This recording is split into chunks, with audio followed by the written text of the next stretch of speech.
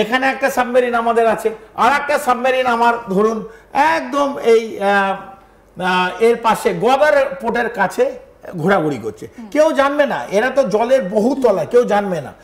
এই জায়গা থেকে যদি আমাকে নিউট্রালাইজ করতে হয় এন্টার কারাচি, কারাচির মধ্যে কি কি আমরা পাবো, সিনদেন কারাচির মধ্যে পানোয়াকিল পাবো, খুজদার পাবো, আরকো মাসরুর এই বিমান ঘাঁটি, ঠিক আছে, এবং করাচি নেভাল বেস কমপ্লিট, এই করাচি নেভাল বেস এইটাও তো ভেঙে দিয়েছিল ভারত, এটা ৭১ এর সময় তো অপারেশন ট্রাইডেন্টে জ্বালিয়ে দিয়েছিল। তো এই জায়গাগুলো থেকে ১ ২ ৩ ৪, এবার তো আমি আইএনএস বিক্রান্তকে নিয়ে আসি, ধরুন আমি একটা বড় জাহাজ নিয়ে আসি, এটা হচ্ছে এয়ারক্রাফট ক্যারিয়ার, এটা কারওয়ারে থাকে, কর্ণাটক কারওয়ারে থাকে, সেইখান থেকে আস্তে আস্তে বেরোয়, এইটার সঙ্গে আরো ২০খানা জাহাজ থাকে, একা থাকে না, এই জাহাজটার সঙ্গে আরো ২০টা জাহাজ থাকে। এই জাহাজ থেকে কি কি মারতে পারে, এই জাহাজ থেকে আমি বলছি ব্রহ্মোস মারতে পারে পুরো, এই যে খুজদার বলুন অথবা রেঞ্জ কতটা, এখান থেকে ইসলামাবাদ কি টার্গেট করা যাবে? একদম মারতে পারে ব্রহ্মোস, এখান থেকে ব্রহ্মোস অথবা medium range Sam missile, surface two air অথবা বারাক মিসাইল, অথবা যে কোনো এদের জাহাজ যদি থাকে, ফর এক্সাম্পল আমি যদি পাকিস্তানের এই জাহাজ তো এখানে থাকবে, তো সেইটাকেও টর্পেডো অথবা এই আমাদের সাবমেরিন দিয়ে গুঁড়িয়ে দেওয়া যেতে পারে।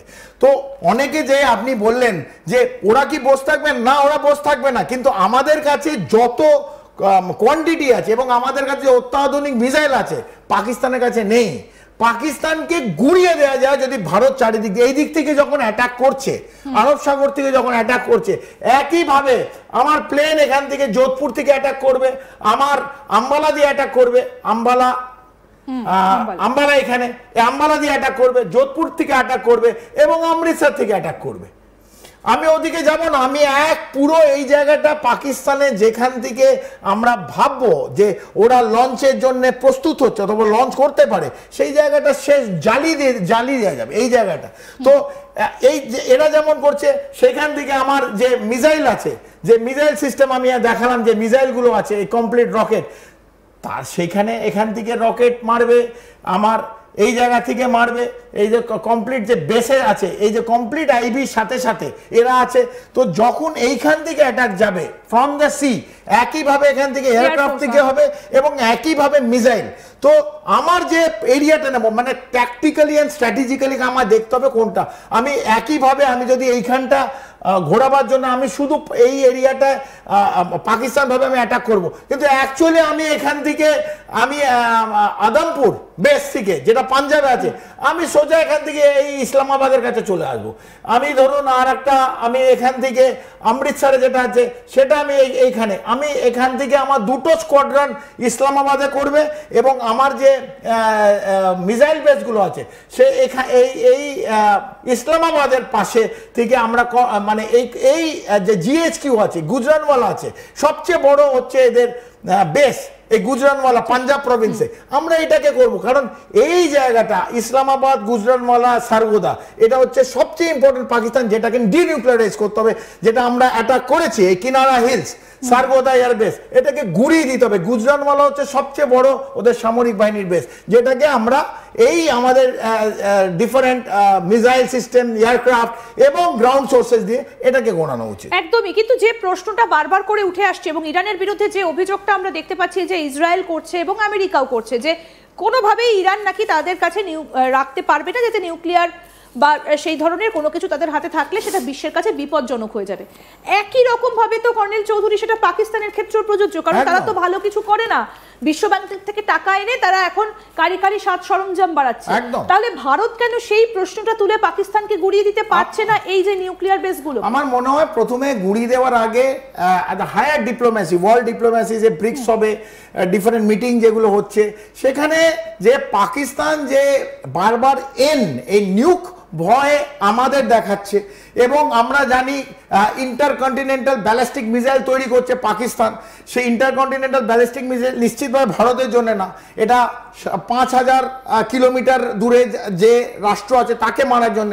একমাত্র যে সাপকে দুধ খাওয়াচ্ছে মার্কিন যুক্তরাষ্ট্রের দিকে অলরেডি তাক করে দিয়েছে, যে টাকা দিচ্ছে, যে একে মধ্যাহ্নভোজ করাচ্ছে, তাকে মারার জন্য ইন্দিরা ICBM রেডি করছে। তো এই যে রাষ্ট্রটা, এটা ভয়ঙ্কর রাষ্ট্র, এটা টেররিস্ট এটা পাকিস্তান নয়, এটার নাম হচ্ছে টেররিস্তান, এবং এটা হচ্ছে যে রোগ স্টেট। এটা আমাদের বিশ্বের যত রাষ্ট্র আছে, এই রাষ্ট্রটা প্রত্যেকটা বিশ্বের রাষ্ট্রের জন্য ক্ষতিকারক। তাই এই রাষ্ট্রটা সাধারণ মানুষ বলছে না, কিন্তু যারা চালায়, যে লিডারশিপ চালায়, যে political leadership and military leadership both, এদের মস্তিষ্ক ঠিক নেই। এবং এরা যে কখন কি করতে পারে, এই নিউক্লিয়ার যেটা আছে এই জঙ্গি সংগঠনের হাতে উঠিয়ে দিল।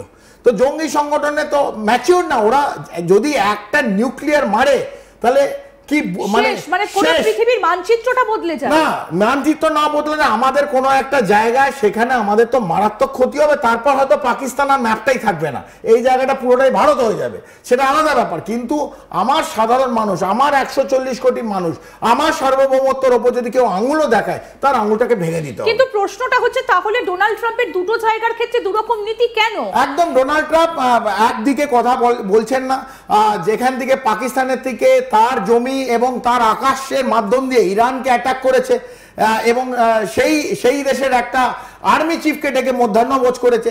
ও জানে যে পাকিস্তান ওর লাগবে, কারণ বাংলাদেশ ওর লাগবে, কারণ ভারত যেরকম ভাবে উঠছে তাকে দুদিক থেকে প্রেস করার জন্য মার্কিন যুক্তরাষ্ট্র এই খেলার মধ্যে খেলেছে, এই লীলার মধ্যে ঢুকেছে। যদি প্রেসিডেন্ট ট্রাম্প, আমি জানি না এই লীলা কতদিন চালাবে, কারণ যাকে ভালোবাসছে, যাকে টাকা দিচ্ছে, যাদের মেম্বারদের ইউনাইটেড নেশন কাউন্সিলে ভাইস চেয়ারম্যান অথবা চেয়ারম্যান তালিবান সোসাইটি অথবা অ্যান্টি টেররিস্টের মধ্যে ঢুকিয়ে দিচ্ছে, টেররিস্তানের মেম্বারকে অ্যান্টি টেররিস্টে ইউনাইটেড নেশনে মেম্বার করে দিচ্ছে মার্কিন যুক্তরাষ্ট্র সাপোর্টে, পয়সা দিচ্ছে, IMF ওয়ার্ল্ড ব্যাংক থেকে পয়সা দিচ্ছে। আলটিমেটলি যতই সাপকে দুধ খাওয়াও, সাপ কিন্তু তোমার ছোবল মারবে মার্কিন যুক্তরাষ্ট্র।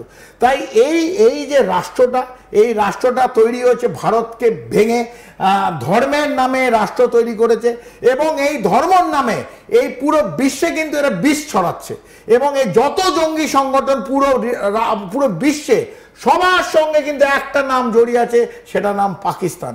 তো পাকিস্তানের হাতে যদি নিউক্লিয়ার থাকে, ডিনিউক্লিয়ারাইজেশন ইজ দ্য ফার্স্ট প্রসেস।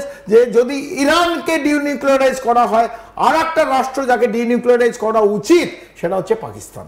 একদম। এবং কিভাবে ভারত যে হাত পা গুটিয়ে বসে নেই সেটা একদম পরিষ্কার। এবং যিনি প্রশ্ন করেছিলেন যে পাকিস্তান কি করবে, তার উত্তরও আশা করি আপনি পেয়ে গেছেন, এবং কর্নেল চৌধুরী আপনাকেও সেই উত্তরটা দিয়েছেন।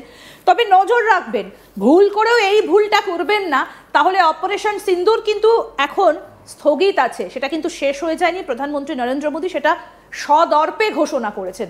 আমাদের নজর অবশ্যই থাকবে যে এই যে এয়ারবেসগুলো বা এই যে নেভাল যে অফিসাররা যারা রয়েছেন, যারা মাঝে মধ্যেই বৈঠক করছেন, এবং আপনাদের দিকে কিন্তু নজরটা রয়েছে ভারতের বিভিন্ন রকম ভাবে।